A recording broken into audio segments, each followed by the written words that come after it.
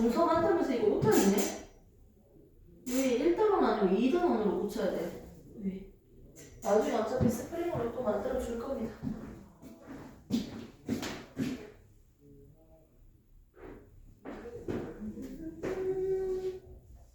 그래도 교실 좀 깨끗하니까 기분 조금 나네요.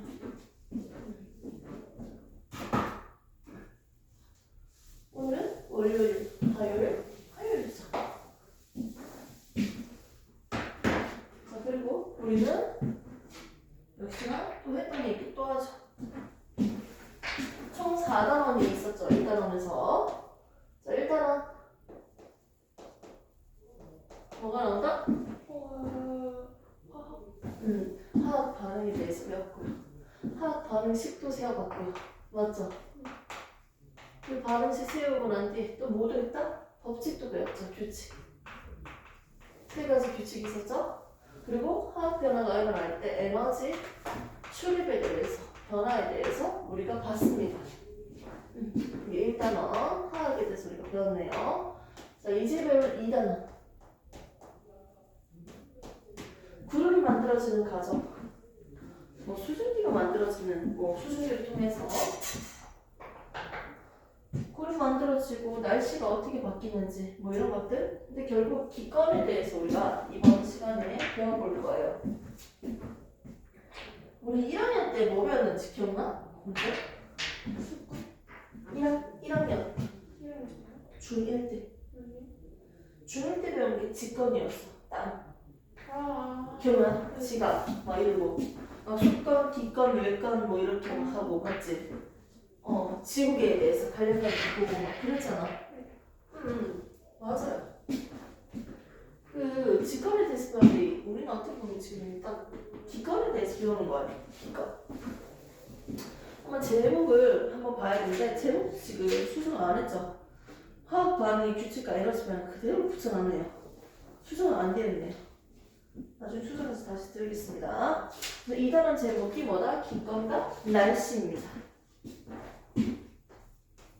수업 들어오니까 오타가 딱 보이네. 우리는 결국 뭐에 대해 배운다? 기권에 대해서 배울 거고요. 그리고 날씨에 대해서도 우리가 또 배워보겠네요. 첫 번째 기권. 기권에서도 소제목이 나와 있죠. 기권과 복사 평형. 기권과 복사 평형.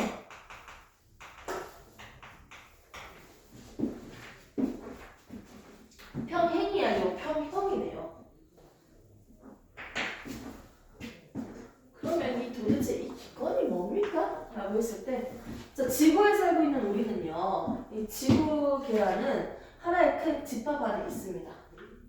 그래서 생물권, 또 뭐가 있죠? 수권, 땅덩어리, 지권, 또 기권. 그리고 우주 바깥으로 외권. 서로 상호작용하면서 지내고 있는 대표적으로 5가지가 볼 수 있겠네요. 자, 여기에 있는 이 기권을 지금 얘기할 건데요. 우리가 알고 있었던 이 직권은요, 이 지구에서 지구 중심은 내핵, 외핵, 멘틀, 지각 이런 것들이 다 직권이었어요. 그러면 여기서 말하는 이 기권은 이 지표로부터 땅덩어리 지표로부터 몇 킬로미터까지 약 1000킬로미터까지를 우리가 뭐라고 얘기한다? 대기가 존재하는 층이다. 대기권이라고 하고 또 다른 말로는 기권이라고 합니다. 어디까지? 지표로부터 1000km까지요.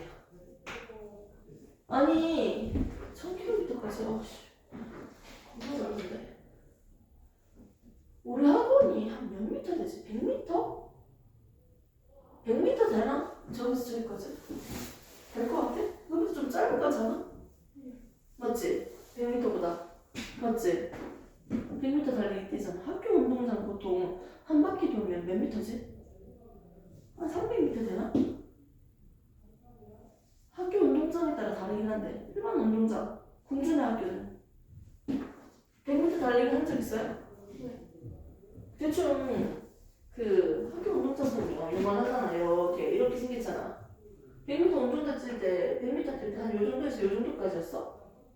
느낌적으로? 그럼 이게 한 몇 바퀴고? 하나, 둘, 세 바퀴 넘는 것 같은데? 맞지? 300m 넘네.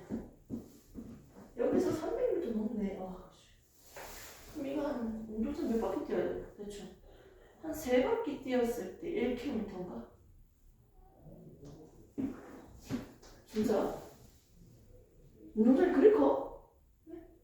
운동장이 그렇게 커? 1km가 생각보다 별로 안 되네? 근데 그 1km에서 1000배예요, 1000배. 공기 좀 올라갔을 때. 지표율부터, 우와, 1000km까지네. 대기가 있는 영역. 그걸 우리가 대기권이라고 하고, 또 다른 말로는 기권이라고 하겠죠. 기권은 1000km까지인데. 이 대기 자체를요, 여기서도 여러 개로 또 쪼개서 볼 거예요. 자, 내가 살고 있는 이 지표 땅에서 약 11km까지를 우리가 뭐라고 하냐면 대륙간이라고 해요. 그래서 진짜 지역마다 또는 계절마다 좀 달라지는 경우도 있거든. 약 10km에서 13km인데 대략적으로 이제 교재에서는 보통 교육과정에서 11km까지를 대륙간이라고 얘기합니다. 공기들이 있는데 공기가 보통 어디에 많이 있냐면 지표면으로 가까워질수록 여기에 엄청 많이 있어요. 공기들이 이렇게 많이 있고 위로 갈수록 줄어들어요. 거의 희박하지. 위에는 거의 없다고 보면 될 정도긴 하지. 그래서 대기권에 보통 공기들이 밀집되어 있지. 기체들이 질소, 산소, 수소 이런 것들이 있겠네요. 약 11km에서 약 50km까지. 이걸 우리는 두 번째 층 성층권이라고 해요. 자, 그럼 50에서 약 80km까지는 우리가 중간권이라고 해요. 80에서 우와 1000까지죠. 100에서 이제 1000까지만 생각해도 엄청나잖아. 900km가 넘네. 대부분이 공기가 가장 희박한 10건이네요. 층을 크게 4개로 한번 나눠봤습니다. 이 4개 층으로 나눠서 한번 볼 건데 각각 층마다 온도 차이가 어떻게 달라지는지, 온도는 어떻게 달라지는지 그 층마다 가지고 있는 특징에 대해서 우리가 한번 기억을 하고 있어야 돼요. 이렇게 해서 우리는 살고 있는 대기권에 대해서 배워볼 거고요. 공기는 밑으로 갈수록 많아진다고 했잖아요. 그 대부분의 공기는 그 대륙권에 있다면서요. 그럼 이 기체들 볼까요? 이 기체들 중에서도 가장 많은 친구가 누구일까요? 그 옛날 시대부터 항상 많았어. 대기권에. 질소. 반응성이 되게 작은 친구인데요. 앞글자 따서 외워볼게요. 질, 산, 아, 이. 이하 생략. 더 있겠지만. 질소, 산소, 아르곤, 이산화탄소 순서입니다. 자, 이때 대기에 있는 기체 중에서 가장 많은 건 누구다? 질소인데요. 질소가 약 78%는 질소예요. 전체 기체 중에서. 그리고 21%는 산소예요. 그럼 이 나머지 몇 퍼센트예요? 1%야. 나머지 이것들은 뭐다? 약 1%겠지. 대부분이 질소랑 산소로 이루어져 있다고 얘기하면 되겠네. 맞죠? 그 질산, 아이 이렇게 외워주시면 됩니다. 이런 기체들이 여기에서도 질산 아이는 몇 대 몇 대 몇? 78대 21대 1. 이해돼? 기체들이 어느 정도 있는지 기체의 비율을 봤을 때 78대 21대 1이겠네요. 성층권에서도 한번 볼까요? 질소, 산소 얘들 어떻게? 78대 21대 1. 위에서도 78대 21대 1. 뭐 이런 식으로 되겠네요. 기체들의 조성은 똑같은데요. 기체들의 양이 적고 많고 차이겠지. 이 상태에서 한번 봅시다. 높이에 따라서 온도 변화가 어떻게 달라지는지.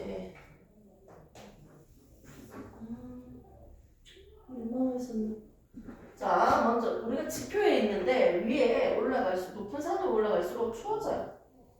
온도가 낮아집니다. 그리고 난 뒤에 성층권에서 온도가 다시 높아지고, 그리고 중간권으로 갈수록 온도가 다시 낮아집니다. 열권으로 갈수록 다시 높아집니다. 위로 올라갈수록. 그래프는 좀 요상하긴 한데, 자, 여기 경계면을 한번 쫙 그려볼까요?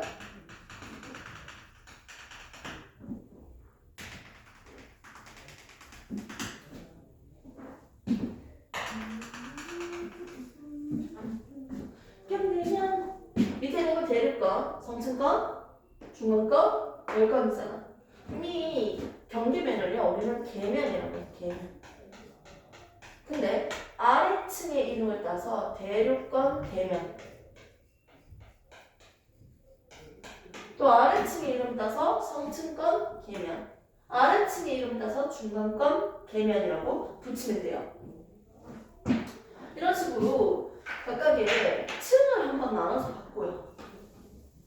우리가 대기가 존재하니까 뭐 이렇게 생기긴 하는데, 아무튼 그럼 온도가 왜 이렇게 낮아져요? 위로 올라갈수록? 온도는 왜 다시 높아져요? 낮아져요? 이거에 대해서 먼저 봐야 된다. 먼저 성층권에서 우리가 두드러지게 알고 있는 특징 중에 하나는 우리가 원래 알고 있어. 여기는 뭐가 있다? 약 20km에서 30km 이 사이에는요, 오존층이 있어요. 오존은 뭐예요? O3 기체죠. 오존층이 발달되어 있는 존재하는 층이에요. 그렇기 때문에 외부 태양 에너지가 들어오면요, 이 에너지를 흡수하는 역할을 해요. 우리 몸에 좋지 않은 자외선 같은 물질들을요, 얘들이 흡수를 시켜주기 때문에 육상으로부터 이 자외선에 노출해서 예방시켜주는 역할을 하겠죠. 막아주는 역할을 하겠네요. 근데 점점 오존층이 사라지면요, 나중에 어떻게? 해로운 빛들이 이렇게 들어오니까 육상 생물들이 살아가기가 더 힘들어지네. 이런 오존층도 보이네요. 선생님 처음 해보겠습니다. 우리는 지구에 살고 있는 인간이고요. 그리고 태양은 지구에게 햇빛을 공급해주고 있네요. 그렇기 때문에 생물이 살아갈 수 있는 에너지원을 공급받을 수 있겠네요. 자, 앞에서 예전에 배웠던 열이라는 에너지를 배운 적이 있어요. 열을 전달하는 방법은 총 3가지가 있었어요. 기억납니까? 첫 번째, 전도. 그렇지. 그렇지. 자, 여기서 이 복사는요, 그 누구의 도움을 받는다, 안 받는다?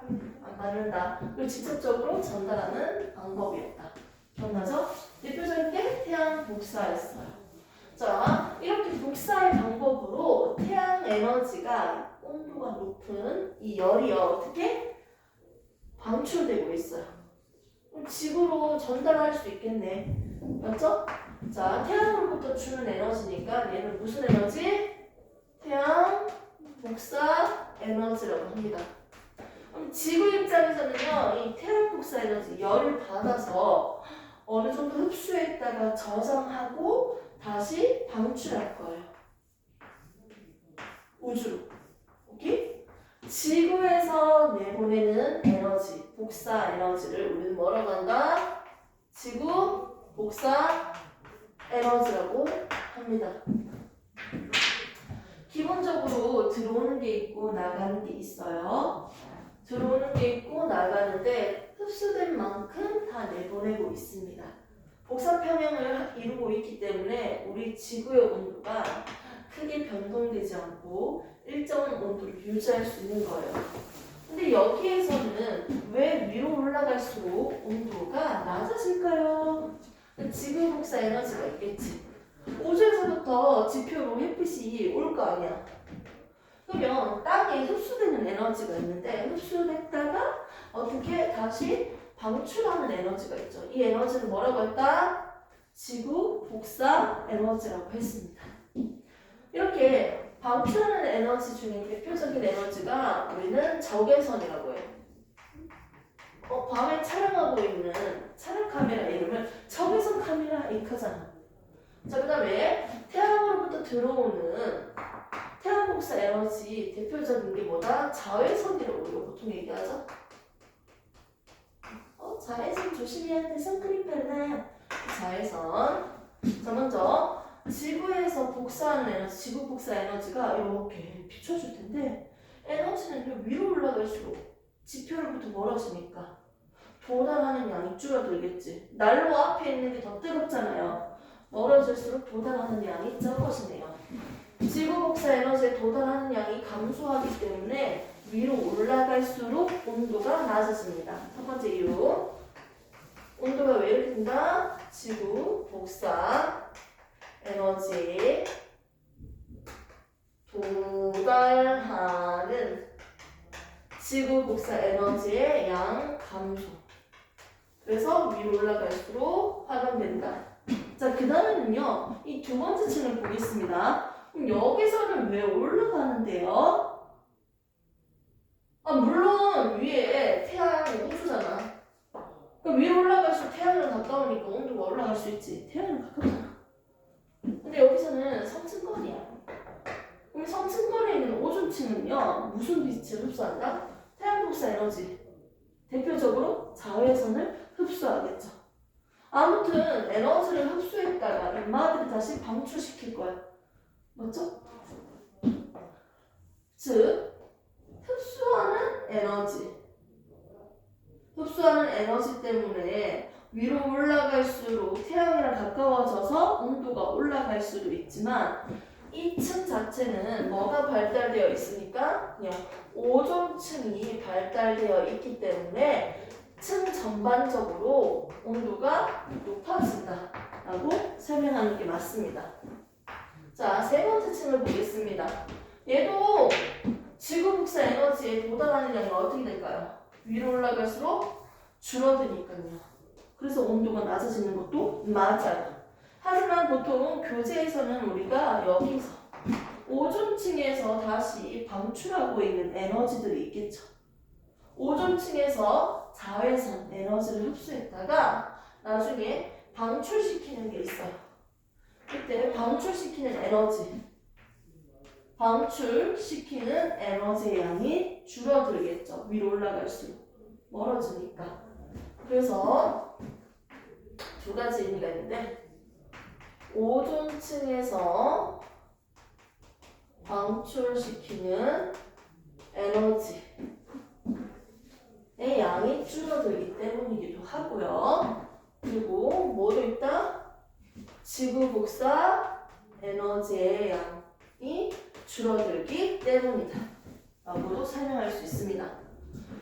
그래서 위로 올라갈수록 온도가 낮아진다는 거지. 멀어지니까. 자, 그 다음에 열컨을 보겠습니다. 열컨은 그러면 왜 위로 올라갈수록 온도가 높아져요? 라고 했을 때 땅 위에 태양이 있잖아요. 위로 올라갈수록 태양과 가까워지죠. 즉 태양 복사 에너지의 양이 많아지기 때문입니다. 도달하는 태양 복사 에너지가 많아지니까 당연히 더 뜨거워지겠지. 위로 갈수록. 그래서 도달하는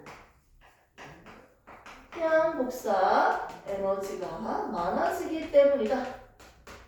이렇게 정리해서 보시면 됩니다. 그래서 각각 층별로 온도가 왜 낮아지고 올라가는지 먼저 보셔야 되고요. 여기 조금 더 구체적으로 그림을 볼게요.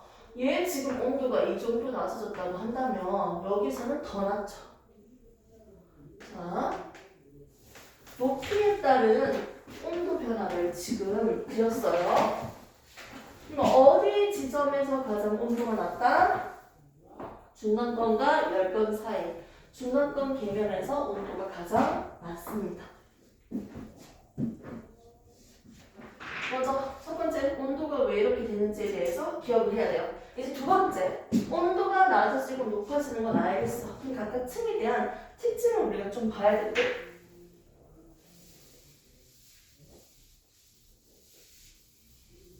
자, 그 특징에 대해서 한번 정리할게요. 첫 번째는요, 어머! 물, 수증기. 물이 존재하는 곳이 어디다? 여기요. 대륙과. 수증기가 존재하기 때문에 뭐가 생길 수 있을까요? 물이 있으니까 뭐가 생길 수 있어? 기상현상이 생길 수 있어. 눈 오고, 비 오고, 이런 것들 다.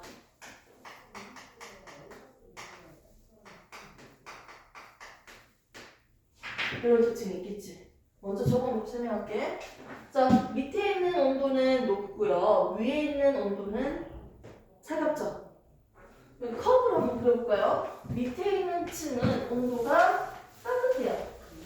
따뜻한 물 위에 뭐가 있다? 찬물이 있는 거야. 이게 안정해요? 불안정해요? 불안정해요. 왜 따뜻한 게 무거워요? 차가운 게 무거워요? 차가운 게 무거워요. 따뜻한 건 위로 올라가려고 하잖아. 부피가 더 팽창하면서 가볍게 올라가는데, 자, 불안정합니다. 자, 무게적으로 비교를 해볼게요. 가벼운 친구가 밑에 있고요. 상대적으로 무거운 친구가, 밀도가 더 큰 친구가 위에 있어요. 그러니까 불안정하잖아. 그럼 무거운 녀석은 밑으로 내려오려고 하고요. 가벼운 녀석은 위로 올라가려고 하지. 막 섞이지. 이게 무슨 현상이다? 대류 현상이 나타납니다. 에너지의 이동이 발생한다는 거죠. 자, 얘는 무슨 층이니까요? 불안정한 층이니까요. 됐습니까? 자, 그러면 밑에 있는 게 따뜻하고 위에 있는 게 차가운 층은 또 어디에 있을까요? 자, 여기에는 있겠죠? 중앙권도 밑에 있는 게 따뜻하고 위에 있는 게 상대적으로 차갑죠? 그럼 얘도 무슨 층이다? 불안정한 층입니다. 불안정한 층이기 때문에 이 층에 무슨 현상이 또 있다? 대류 현상이 활발하게 좀 더 일어날 수 있겠네요. 자, 그럼 다른 층을 한번 보겠습니다. 성층권이랑 열권 같은 경우는 밑에 있는 게 무겁고 위에 있는 게 가볍기 때문에 굳이 이동할 필요가 없어. 얘는 무슨 층이다? 안정한 층이다. 안정한 층입니다. 그래서 위로 아래로 왔다 갔다 움직일 필요가 없는 층이기 때문에 되게 안정하잖아. 바람도 적게 불고요. 되게 고요하잖아. 상대적으로 어떻게 보면. 그렇기 때문에 얘는 이동 경로로 이용돼요. 비행기 이동 경로로 이용됩니다. 비행기가 올라갔다가 여기서 쭉 달리는 거 있지. 자, 그 다음에 볼 수 있는 거 한번 보겠습니다. 얘도 무슨 층이다? 안정한 층이네요. 그래서 인공위성의 궤도로도 이용될 수 있는 거지. 지구를 중심으로요. 지구를 중심으로 인공위성이 주변을 돌아요. 쌤이 알고 있는 인공위성은 크게 두 개로 나누면 그 지구의 궤도를 벗어나지 않고 계속 이 궤도를 계속 돌고 있어. 정지 인공위성이 있고요. 돌다 탈출하는 인공위성도 있다고 알고 있어요. 아무튼 지구를 중심으로 돌고 있는 인공위성은요. 그래도 너무 날씨가 안 좋거나 바람이 엄청 세면 좀 통신 장애도 더 많이 오고 더 어려울 것 같은데 영향을 받을 수 있는 것 같은데 기계도 좀 망가질 수 있고 상대적으로 그래서 인공위성의 궤도로 이용되고요. 오로라가 관측되는 지점이기도 합니다. 이렇게 볼 수 있습니다. 안정한 층이네요. 아, 그럼 이제 공통점을 좀 볼까요? 자, 얘는 대류 현상이 일어나네요. 중간권. 얘도 대류권도 대류 현상이 일어나요. 똑같이 둘 다 불안정한 층이어서 대류 현상이 일어나는데 얘는 수증기가 없습니다. 중간권은. 그래서 기상 현상이 없어요. 눈 오고 비 오는 건 없어. 하지만 여기서는 눈 오고 비 오는 기상 현상까지 있다는 거죠. 또 대부분 기체들은 어디 있다? 대류권에 존재하죠. 이렇게 보시면 되고요. 이제 그림을 잠시 보면서 설명을 좀 더 추가할게요. 자, 쌤이 준 그림 보시면요. 대기의 조성은 78%, 21%. 나머지 1%는 오른쪽에 기온의 분포를 그래프식으로도 줬고요. 그림으로도 하나 줬습니다. 보시면요. 자, 10건에서 볼 수 있는 건 뭐다? 오로라. 유성. 이거는 중간권입니다. 중간권. 쌤이 설명을 한 걸 일부러 여기다가 필기 알아서 하라고 안 적어놨어요? 그림만 놔두고. 여기 있는 거 다 시험 나와요? 네. 무조건 다 나옵니다. 유성에 대한 설명만 조금만 해줄게요. 유성은요, 떨어지는 돌덩어리야. 그러니까 외부에 있던 해성에 있던 그 조각들, 돌덩어리가 떨어지면서 대기와 마찰을 하면서 스스로 타고 없어져요. 별똥별 생각하면 되겠지. 돌덩어리 떨어지고 있는데 대기 떨어지면 대기 마찰 때문에 다 타버리는 거야. 빛을 내면서. 그럼 남아있는 게 없지. 그게 유성이고요. 떨어지다가 그래도 남아서 바닥에 떨어졌어. 이걸 뭐라고 해요? 운석이라고 하죠. 이건 멸덕이라고 하던데. 아무튼 유성이 어디에서 관측된다? 중간권에서 관측이 된다. 그런 특징. 비행기의 항로로 이용되고 있는 게 성층권, 인공위성의 궤도로 이용되고 있다. 통신장애가 나타나기도 하고 오로라가 관측된다. 선생님이 좋아하는 드라마 이름이 오로라 공주예요.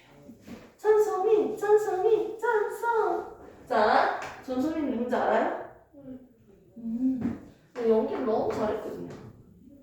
아무튼 그 오로라. 그 해외에 나가서 저 오로라 관측하잖아. 이렇게 볼 수 있습니다. 잠깐만 뒤로 넘기십니다. 오존층이 없다고 생각했을 때 뒷건의 구조는 지금처럼 한 4개의 구간으로 나눠지는 게 아니고 단순하게 2개로만 나눠지는 거야. 사실 오존층이 존재하기 때문에 성층권의 온도가 위로 갈수록 높아진다고 했잖아. 그러면 오존층이 사라진다면 또 높아지는 층이 없으니까 그냥 단조롭게 온도가 낮아졌다가 일정 구간에서 다시 높아지겠지. 층이 이렇게 4개의 층으로 나눠졌던 이유는요, 오존층이 존재하기 때문이다. 이렇게 정리를 해주시고 잠시 쉬는 타임 가졌다가 사례도 붙이도록 하겠습니다.